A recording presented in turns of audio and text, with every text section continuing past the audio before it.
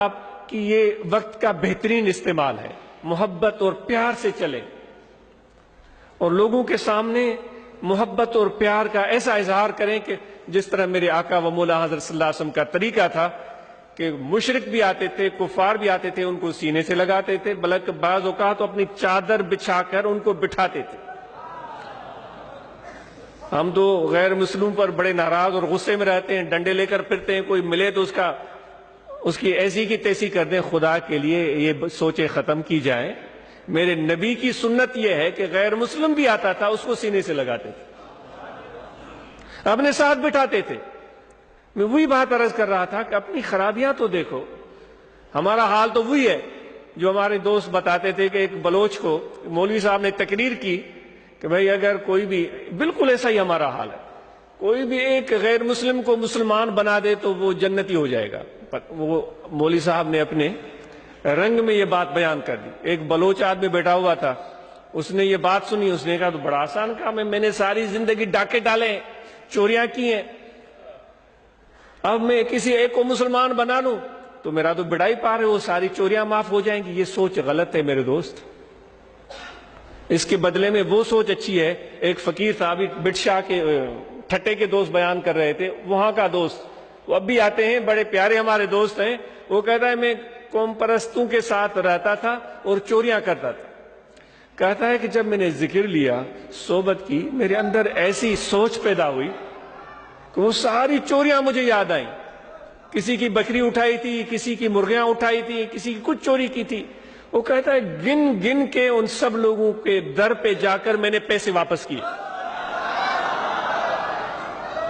وہ یہاں کھڑے ہو کر بیان کر رہا تھا۔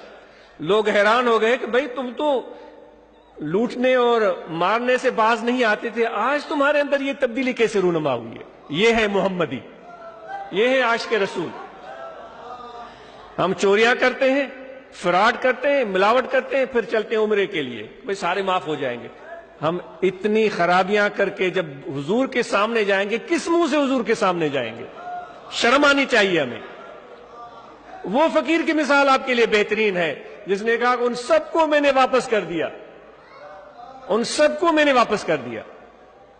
تو اس لیے دوستو، ہم اور آپ کو اگر خدا کو راضی کرنا ہے تو یہ کام تو کرنے پڑیں گے۔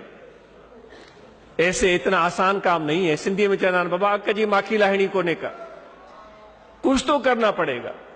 تو اس لیے مجاہد اور مرد بنو، اپنے اندر ہمت اور حوصلہ پیدا کرو۔ تو تبلیغ کے لیے پتہ نہیں بات سے بات نکلتی چلی گئی، جب آپ جاتے ہیں تو بہترین رویہ ہو آپ کا۔ ہاں، وہ میں بلوچ کی بات بتا رہا تھا، تو اس نے چوریاں کی تھی، ڈاکے ڈالے تھے۔ اس نے کہا ایک ہی سندھی میں چنان بابا ایک ہی دک میں مجھے کم تھی وجہ مجھے بھی اچھا کپے۔ وہ بنیا ہندو ان کے گاؤں میں ہوتا تھا، اس نے سیدھا وہ بنیے کی دکان پر گیا، اس کے کہا بنیا کلمہ پڑھو۔ بھائی میں کیوں کلمہ پڑھوں؟ میرا اپنا مذہب ہے، تمہارا اپنا، میرا دھرم تمہارا مذہب، میں کیوں پڑھوں؟ اس نے کہا نہیں پڑھو کلمہ۔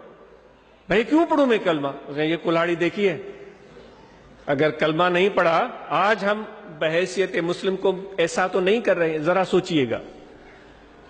تو اس نے کہا کہ میں کیوں پڑھوں؟ اس نے یہ کلاڑی دیکھی ہے۔ وہ بیچارہ ہندو ڈر گیا۔ وہ سیانے لوگ ہوتے ہیں، ہوشیار سمجھدار ہوتے ہیں۔ اس نے کہا چلو بھائی تم کلمہ پڑھو، میں تمہارے پیچھے پڑھتا ہوں، مجھے تو کلمہ آتا نہیں ہے۔ تو وہ بلوچ بیچارہ سوچ میں پڑ گیا، وہ کلمہ ہوتا کیا ہے؟ کافی سوچ کے اس کو سمجھ میں نہ آئے کلمہ ہوتا کیا ہے۔ اس نے کہا بھائی تمہارے نصیب اچھے ہیں، مجھے بھی کلمہ نہیں آتا۔ اس طرح کام نہیں ہوتا، میں ہاتھ باندھ کے عرض کرتا ہوں، اس طرح کام نہیں ہوتا۔ وہ بات یاد رکھو، جو دشمن بھی آتے تھے میرے نبی ان کو سینے سے لگاتے تھے، اپنی چادر بچھا کے اپنے ساتھ بٹھاتے تھے۔ محبت دو بھائی، محبت دو۔ اگر جو کروڑ پتی ہے، ارب پتی ہے، لوگ اس کو بھول جائیں گے، لیکن دو کلمے جو میٹھے تم نے کسی سے بولے ہیں، کسی کو پیار دیا ہے، یہ تمہارا عمل قیامت تک زندہ ہے۔ تو محبتیں لینا اور دینا سیکھو۔